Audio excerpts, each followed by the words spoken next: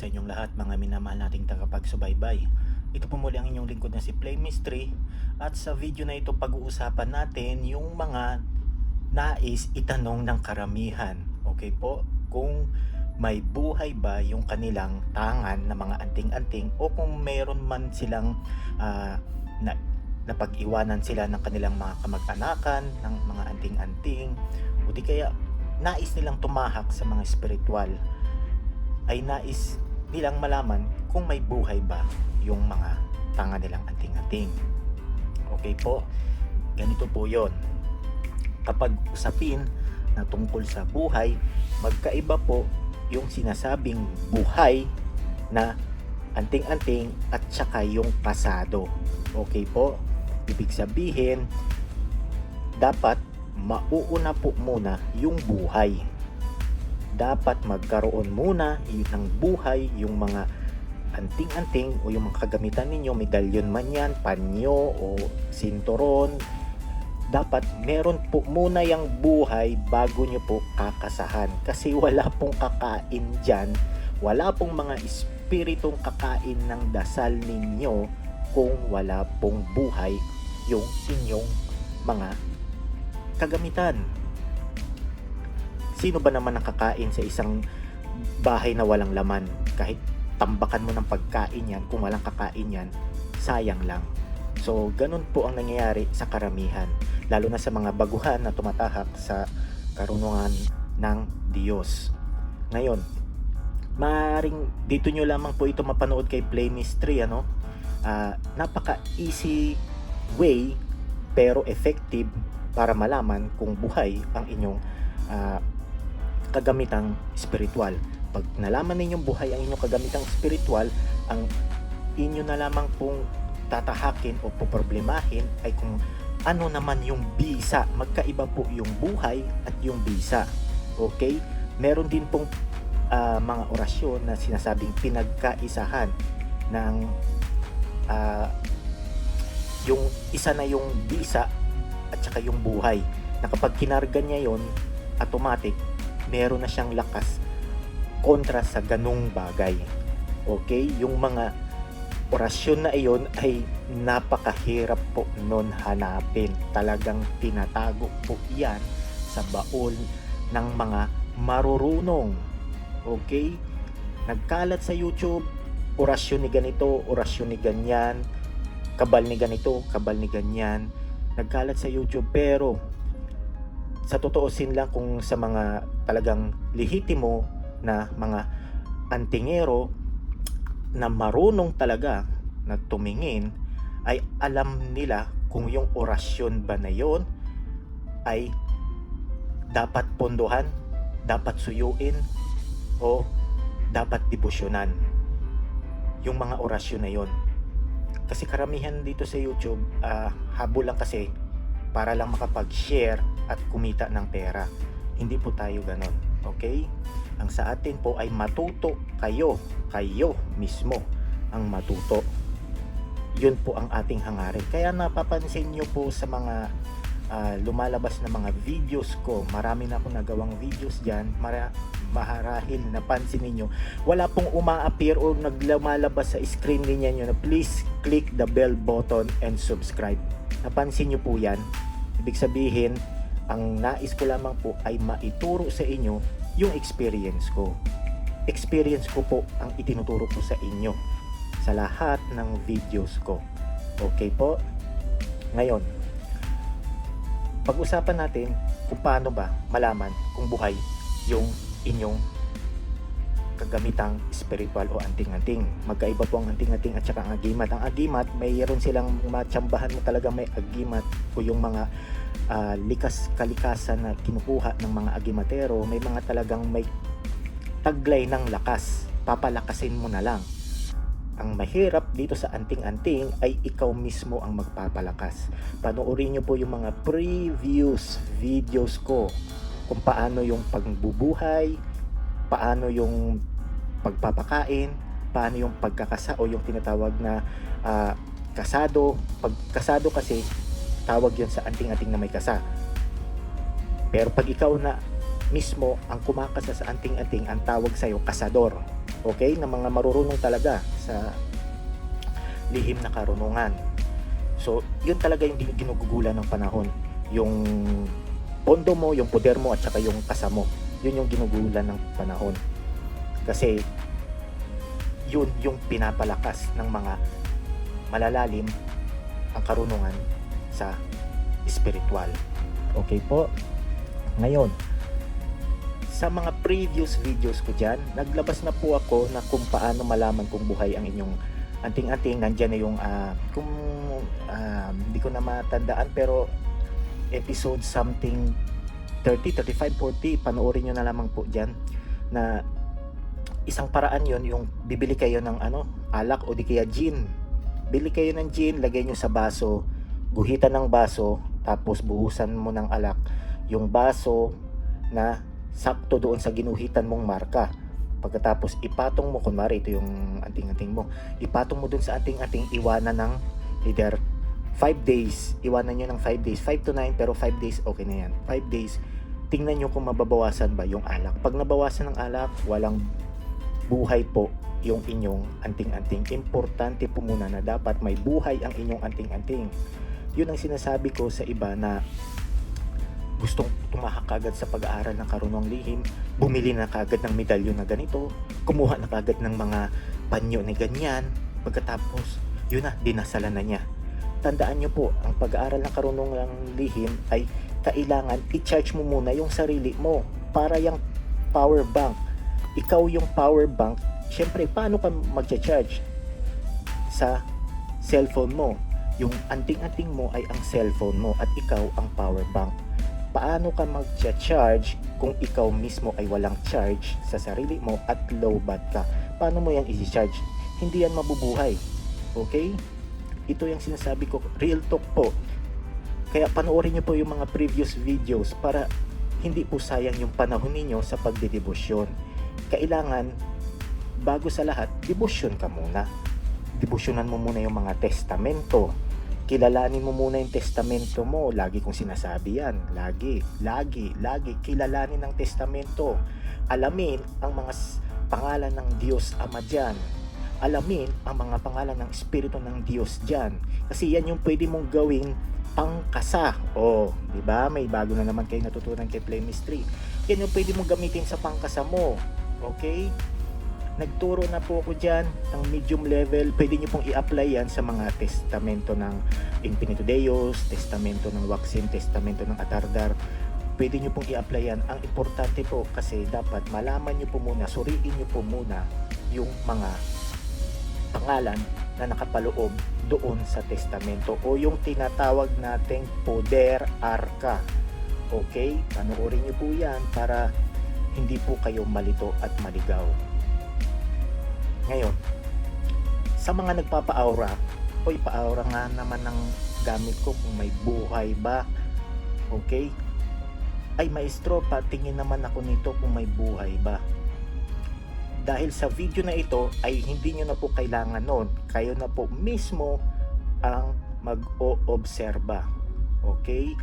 Panoorin po ang video na ito dahil step by step po natin yan sasabihin. Hindi nyo na po kailangan ng ganun. Kayo na po mismo ang aaura kung meron bang buhay o nakakabuhay na kayo ng kagamitang spiritual. Pag hindi nakakabuhay, huwag madismaya. Itabi muna yung mga anting-anting ninyo. Charge ka muna. Devotion ka muna sa sarili mo. Hindi lang 49 days. Sabihin natin, nakatapos ka ng tuloy-tuloy na 60 days. Pahinga ka. 1 linggo, 2 linggo. Balik ka ulit devotion. Kailangan pataasin mo muna yung antas mo. At least minimum nakatatlong antas ka para sure ball na makakabuhay ka. Kasi sinabi, para maraming nagsasabi na 49 days lang 49 days tapos devotion ka na kaagad ng ng mga kagamitang spiritual. Mali 'yon. Kasi yung 49 days nanuyo ka pa lang noon, nililigawan mo pa lang yung mga poder bala mo diyan na nasa loob ng iyong testamento. Okay po? Panoorin niyo po yung mga previous videos para meron po kayong knowledge. Importante po, meron po tayong kaalaman, lalo na pag tumatahak dito sa karunungan ng Diyos. Okay? Hindi man natin maabot yung karunungan niya kasi Diyos siya, siya yung lumikha ng lahat. At least, meron ka kahit papaanong kaalaman. Ngayon, para naman malaman mo kung buhay yung iyong kagamitang spiritual. Okay? Kung kayo man ay bihasa na o di kaya sa beginner pa lang, para po ito sa mga beginner, no? Pero sa mga bihasa na yan, applicable po ito. Lagi ko po itong ginagawa kahit na ako po ay ganito na, nandito na ako sa lugar na ito, sa kakayahan na ito, lagi ko po itong ginagawa at subok ko po. Okay, tandaan nyo po muna, dapat buhay yung inyong mga medalyon, mga estampita, mga sinturon, o kung ano pa man yan na kagamitan ninyong pang-anting-anting. Dapat buhay po muna yan bago po ninyo kakainin ng inyong kasa.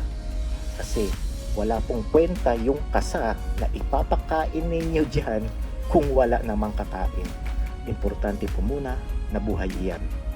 Dahil yung mga espiritu na nakabantay dyan, na tinawag mo, na pinatira mo dyan, ay yun yung palalakasin mo. Para yung baby. Siyempre, sa baby, mauuna muna yung bubuhay siya, yung ngangawa siya. Pag buhay na siya, saka mo siya dadamitan. Yung damit niya, yung knowledge niya, yun yung tinatawag na kasa.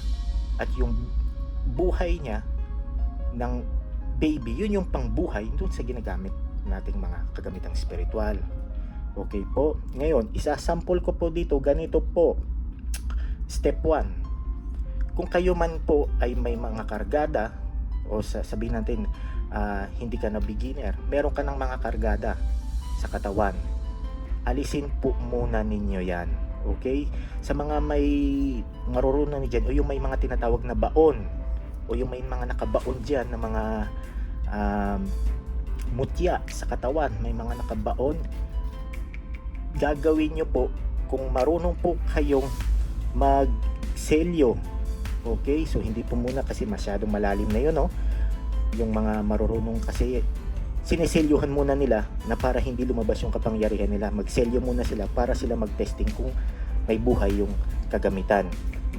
Sa mga may baon dyan, kung hindi nyo po alam yung pangsiselyo, magtanong po kayo sa inyong mga maestro, no? Para magabayan kayo paano yung selyuhan nyo muna yung sarili ninyo para ma-testing. Okay? Yung mga ganun po, hindi ko lamang po alam sa iba, disclaimer po, hindi ko lamang po alam sa iba, but ito po yung turo sa akin ng aking maestro. Okay po? Ngayon, ganito lamang po kasimple, simple pero effective. Para mo malaman na buhay yung iyong kagamitang spiritual, ay halimbawa natin yung itong susi na ito. Ayan, halimbawa natin, kunwari ito yung ating siyempre kunwari bagong bili, alam natin yan, walang buhay, siyempre susi ito, pero halimbawa lang natin yan. Pagpapantayin nyo po yung ganito ninyo, yung guhit ninyo dito sa inyong palad. Okay? Ngayon, kung sabihin natin sa ating mga kapwa na PWD o yung walang kamay, ay pwede nyo pong gawin yan, ipa-aura ninyo yan sa ibang tao. Pwede po ibang tao kahit yung hindi marunong sa ganitong kalakaran ng pag-i-spiritual. Pwede po mai-aura sa ibang tao. Lahat po ng tao applicable po ito. Okay po? Kung kayo man po ay PWD, ay ipa-aura nyo po sa ibang tao. Ganito pong gagawin ninyo. Yung guhit dito, yan, pati dito sa inyong kanan, pagtatapatin nyo po yan, pati yung guhit nito, itong apat na guhit na ito ay pagdapat tapat dito sa apat na guhit dito sa kabila, sa kanan ninyo. Ganyan. Pagtatapatin nyo yan. Ngayon, hindi kayo yung iba ginagawa, medyo hindi ko lamang po alam kung tama yung ganon, pero ito po yung turo sa akin ng aking guro. Hindi ka magfo-focus dito kasi meron talagang mga pinanganak na mataas talaga ito. Okay? May mataas talaga ito. Minsan yung kabila ito mataas talaga, kahit ano gawin mo, may gano'n yung abnormalism. Meron talagang gano'n. So hindi ka magfo-focus dito. Magfo-focus ka doon sa sukat. Okay? Ang susukatin mo, ito at ito at ito. So yan, malalaman natin yan maya maya. Diyan ka magfo-focus, ito at ito. Ganun din sa kabila, ito at ito. Diyan ka magfo-focus. Tatapat mo yung apat na yan. Pagkatapos yan, subukan mong isangko, o yung sa Bisaya isangko, yung idikit mo, di ba pantay, kahit anong gawin natin hindi yan gagalaw, pantay yan, di ba? Ayan, pantayin natin. Pantay, kahit anong galaw, kaya yun ang purpose ng box na yan, nakikita nyo sa videos. Okay, pantay, big sabihin wala kang karga. Nagtanggal po ako ng karga ko para sa video na ito, para po malaman ninyo. So pantay siya. Okay, lalagyan natin dito mo malalaman kung buhay. So alam natin walang buhay ito, so subukan lang natin. Okay, lalagyan natin ng ganyan, papantay natin yung apat na guhit, sangko, wala talagang buhay kasi nasa sangko siya kahit saan natin ilagay yan. Wala talagang buhay, pantay talaga yan, kahit tingnan nyo man ng ano yan, pantay yan yan. Ngayon doon ngayon papasok para malaman niyo yung kung may buhay yung inyong gamit. Pero bago nyo po gampanan ito, ay bubugahan nyo po ito ng salitang ha. Okay, ano yung ha? Yung hukmitak, aminatak, hiptak. Wala na pong iba, yun lang babanggitin mo, hukmitak, aminatak, hiptak. Nabugahan ko na yan at may buhay yan, kaya alam ko.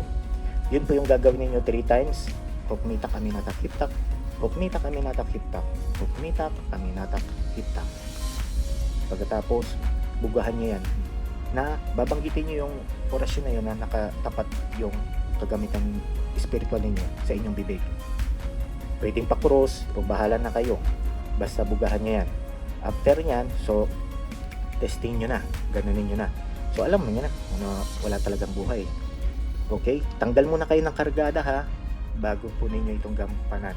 Sa mga may baon dyan, ng mga mutya, mag-shielding po muna kayo. Okay, para po ninyo matesting. Tanong po kayo sa inyong mga maestro. Ngayon, kukunin natin, susubukan muna natin sa kanan. Subukan natin sa kanan, pagkatapos susubukan natin sa kaliwa, pagkatapos saka natin siya ilalagay ulit dyan. Mapapansin nyo po na ito, tumataas ito. Okay, tumataas po ito. Ito po ang tumataas dyan. Ito po pambihira, pero karamihan ito po ang tumataas. Subok ko na po yan on my own experience. Wala, sangkot talaga kahit anong tuwid natin dyan. Hindi talagang nakasangkot yan.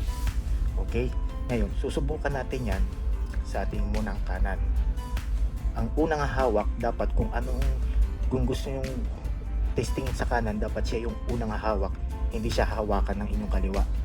After nun, pwede naman kung gusto nyo i-testing sa kaliwa, bibitawan nyo sa kanan, pagkatapos hahawakan nyo naman sa kaliwa. Okay, umpisahan natin sa kanan. Yan, Benito Deus. Ngayon, pag hinawakan mo to, patagalin mo muna sa kamay mo. Damdamin mo ang presensya. Dito pa lang, automatic yan. Pag ginanon mo yan, automatic yan. Itong gilid nito, tumitibok yan. Yan, automatic yan. Pag ganyan, maramdaman mo yan. Tumitibok yan. Ayan, may kunting tibok. Dito pa lang, malalaman mo na nabuhay. May mga kumakalat sa YouTube na maramdaman o umiinit daw. Hindi ko alam yon, pero sa kanila yon na pakiramdam nila, pero ito po kasi yung ginagamit ko at ito yung turo sa akin. Okay, ngayon patagalin natin yan sa kamay, siguro 1 minute, mga ganyan, 1 minute, 2 minutes. Patagalin, damdamin natin yung ating kagamitan spiritual. Yan, damdamin natin yan. Pwede mo siyang kausapin, paramdam ka in Benito Deus, iparamdam mo ang lakas mo. Yan, pwede mo siyang kausapin, kausapin mo siya. Yan, igagano natin dito sa kabila kasi ito yung para makita natin yung alinyada. Yan, gaganyan natin, damdamin natin yung Benito Deus. Yan, yan, mga 2 minutes, damdamin natin siya. Okay, dito pa lang mapapansin niyo na parang may aura. Ayan, nahawakan ko na, parang may aura na dito. Ito yung dalawa, yan, naramdaman ko na. Okay, pagkatapos nyan, ituwid natin ito kamay. Pagtuwid niyan, yan, itapat naman natin yung kaliwang kamay. Dugtong ang apat. Yan, apat na ugat. Napapansin ninyo, para siyang mahaba yung kabila. Ngayon, para mapansin ninyo na talagang legit na mahaba siya, isasangkot ninyo yan. Yung isa, hindi, kahit, di ba? Kung ipapantay natin yan, nagbe-bend na yung isa. Kahit itapat natin yan sa inyong screen, mahaba po talaga yung isa. Okay? Tingnan nyo, pantay lahat yan, pero nasasangko at yung isa hindi. Pag itapat naman natin yan, parang siyang tumagilid. So dapat dyan lang ang pantay, may guhit. So dito pa lang, automatic na ito, buhay ito. Okay? Pero hindi pa ito kasado, kasi bagong ano to bagong medalyon. Pantay mo yan. Ayan, humahaba na. Kita nyo? Sangko natin. Pantay yan. Kahit tingnan pa ng ano yan, yung suriin pa ng iba, pantay na pantay talaga yan. Yung isa, hindi talaga siya nag-a-attach. Tuwid na tuwid na yan. Pagkatapos yan, gusto nyo pang testingin sa kabila, bitawan medalyon, and then shake para yung mga aura ay kumalat sa inyong katawan. I-shake ninyo yung kamay, i-shake natin yan para mawala o kumalat sa katawan ninyo yung aura na nanggaling doon sa medalyon.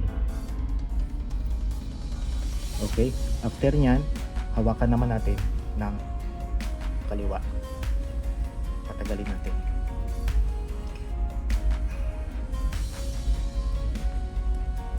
Yan, damdamin natin yung presensya ng mga espiritu na nakapaloob dito sa medalyon. Damdamin natin.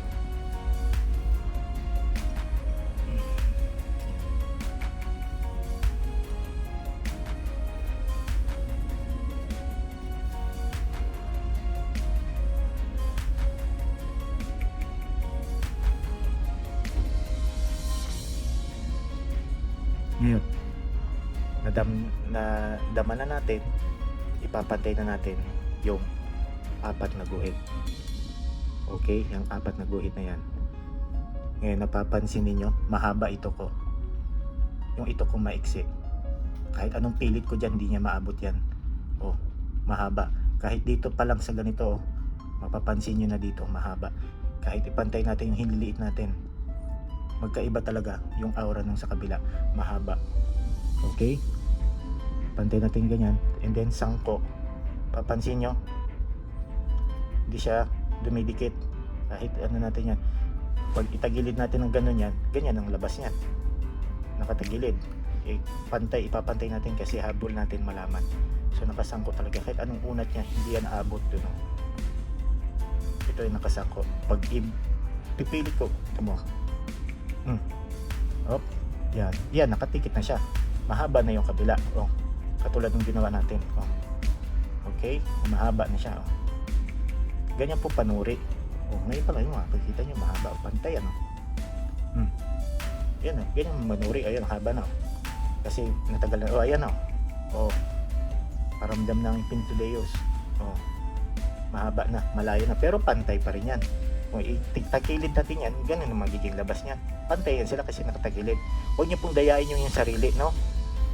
Huwag niyo pong dayain na dapat ipantay niyo po yan. So dito pa lang, makikita niyo yan. Yan ang katibayan na buhay. Pero hindi yan kasado. Bago medalyon yan Bagong buhay, dapat ganyan niya siya, pantay. Kung itutulak ko ito, hindi talaga. Ganyan po yan. Layo. Diba? Ganyan po, napakasimpleng panuri. Okay? Nakita nyo na. Ibalik ulit natin sa kanan para ma-satisfied naman kayo. Shake para maano yung ng Infinity Deus kumalat sa katawan ninyo, yung aura. Yan. Shake natin. Shake.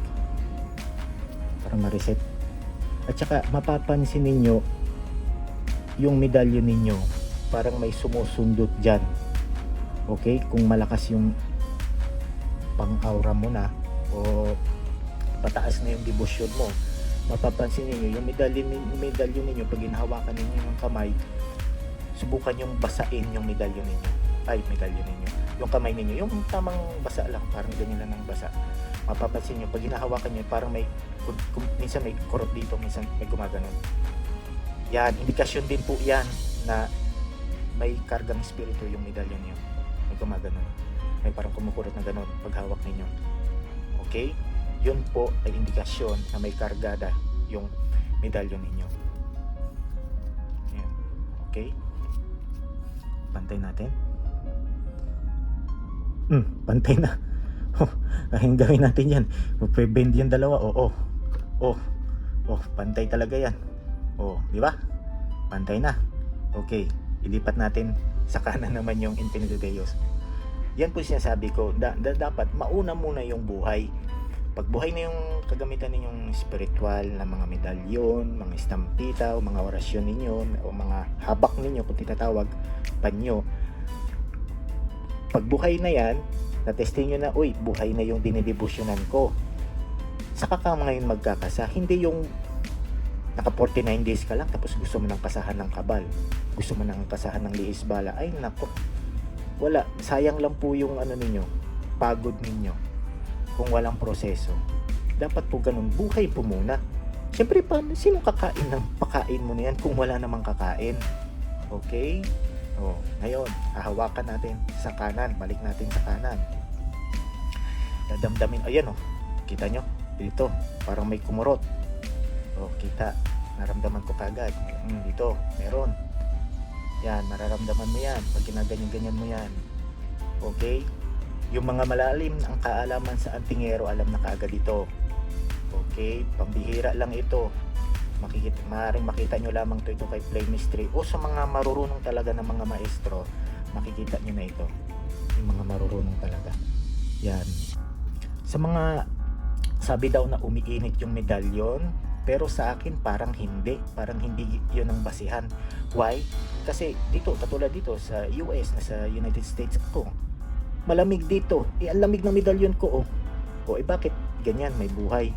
So yung umiinit siguro, sabi nila umiinit daw pag buhay, o di kaya kung may panganib, maaari siguro, pero sa akin hindi yun basihan. Kailangan meron tayong maramdaman na physical at spiritual. Yung spiritual later on, papaliwanag ko yan sa inyo. Okay, damdamin muna natin yung medalyon. Ayan, naramdaman ko kumikirot, kumukurot-kurot na. Yan. Okay. Yun po ang tamang pag-aura. Yan. Tapanin natin. Ganyan na. Itapat yung 4 na guhit. Yan. Pantay ulit. Napapansin nyo, haba na naman siya. Pantay yan. Tingnan yung guhit ko. Kahit ipalad mo kang palad yan. Pantay yan, di ba? Diba? Pero yung dulo, mahaba siya. Pag isangko natin yan, hindi talaga aabot ito. Kahit anong gawin natin yan, hindi aabot yan. Damdamin pa natin yung Infinito Deus.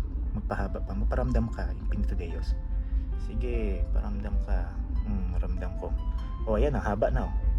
Kung itatagilid natin yan, ganun magiging resulta niyan. Tagilid.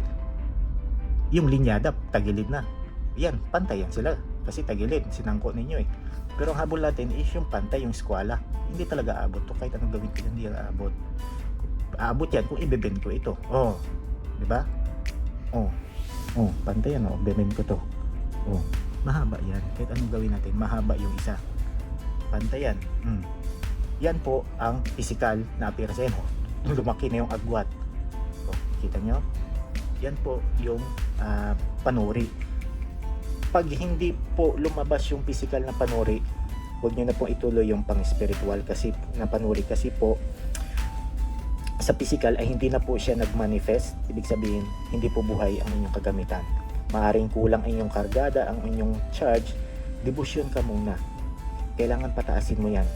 Kung pwede. 2 49 days, siguro pwede na, pero mas mainam yung 3 49 days. Naka 3 49 days ka. Okay? Yun po ang tawag nito, panunuri. Ngayon, doon tayo sa spiritual na panunuri. Ang spiritual po na panunuri, ganito po. Nakahawak na po malamang kayo ng mga grounded na mga amplifier. Okay, yung mga appliances na parang yung cover niya is medyo may pagka-metal. Pag hinawakan ninyo parang grounded. Yung sensation na po ninyo, pakiramdam na yun po yung mararamdaman ninyo dito. Okay? Ramdaman natin. Ito kasi hindi ito nakikita ng video eh. Hindi katulad nung kaninang pinakita kong physical. Nakikita talaga ng video. Ito hindi. Talagang dadamdamin mo. Ayan, ramdam ko na kagad. Mapapansin mo yan pag ginano mo. Yan. Yan oh. Meron. Oh. Parang may ground. Dito wala. Dito may ground. Oh. Parang may ground siya. Ganyan po manuri. Yan, may ground. Kabila. Kabila naman. Kanan. Ito kasi ako ang nakakaramdam kaya hindi ko maiano ito sa inyo. Mas advice ko yung physical na pakiramdam, yung physical na nag-a-appear siya, yung nag-manifest siya sa physical. Oh. Yan, ito ramdam to na. Ito malakas dito. Ito yung ano, parang may gumagano ng mga maliliit dito sa palad ko dito. Ito. Yan, ramdam ko na. Ayun, ito. Yan oh. Lalo na pag ginaganyan-ganyan ninyo. Yan, ramdam na. Yan. Okay. Yan. Yung ganun po sa spiritual po yun ay kung mataas na po yung inyong antas. Okay? Yung inyong kakayanan, yung inyong karunungan. Pero sa physical pa lamang po ay enough na po yun. Saktong-sakto na po yun para malaman kung talagang may buhay yung inyong kagamitan spiritual o mga anting-anting. Okay? Nahawakan natin, i-shake natin para makita naman ng iba. Okay? Shake natin sa mga tagapagsubaybay natin o yung mga nanonood sa atin dyan. Maraming salamat po sa suporta ninyo ha. Okay, shake natin. Balik natin yung susi. O, shake mo natin. Balik natin yung susi. Balik natin yung 4 na guhit. Pum! Sakto. Sangko. Diba? Sangko. Kahit ibin ito. Sakto. Pag ganyan hindi. Ito naman yung angat. Pag ginanyan, dapat pantay sakto. Lipat natin yung susi. Sakto. Wala talagang buhay. Kasi wala naman siyang buhay. Yan po ang physical na appearance. Subok ko na po ito. Ilang years ko na pong ginagawa. Ganyan po muna ako sumubok. Papakainin ko muna ng mga testamento muna. Kapag napakain ko na yan siya at susubukan ko na ng ganun, pagkatapos sunod na subok, yun nga sa may alak, kung gusto nyo. Pero dito pa lang sapat na ito eh. Ito pa lang sapat na ito. Tapos yung sa may alak, pag hindi nabawasan sa loob ng 5 araw, kasi yung alak ay nag-evaporate yan. Buksan nyo yung alak para mag-evaporate siya. Doon yung malalaman. Kapag nabawasan, walang buhay yung inyong medalyon o kagamitang spiritual ninyo. Pero pag hindi nabawasan, buhay ang inyong medalyon. Meron pa niyang iba yung pinuputol yung saging. Ipapatong doon, babalikan bukas. Pero mas delikado kasi yun eh. Kasi kung may marunong din na sa paligid ninyo nag-aasam din ng mga ganito, ay maaaring nakawin. So, kung meron mang saging sa bakuran ninyo, pwede nyo gawin yung ganun. Okay? Maraming pamamaraan po. Pero sa akin, ito talaga, kasi ito, legit talaga ito, nag-manifest. At kita nyo naman sa video na ito, nag-manifest po. Ganun po ang pag-testing kung legit na buhay ang inyong kagamitang spiritual. Okay po, so hanggang sa muli. Ito pa muli ang inyong lingkod na si Play Mystery. At kita-kits po tayo sa mga susunod pang mga videos. At sa mga susunod na videos ko ay itutuloy po natin yung ating meditation. Okay? So sa mga tagapagsubaybay ko na nagme-meditate na dyan. Okay? Yan, yung mga nagme-meditate na dyan. Okay? Gagawa na lang ako ng mga videos ng tips para naman maalagaan o ma-preserve natin yung oil. Okay? Tandaan nyo po, preserve the oil at all cost. Okay? Your sperm is the food of your brain.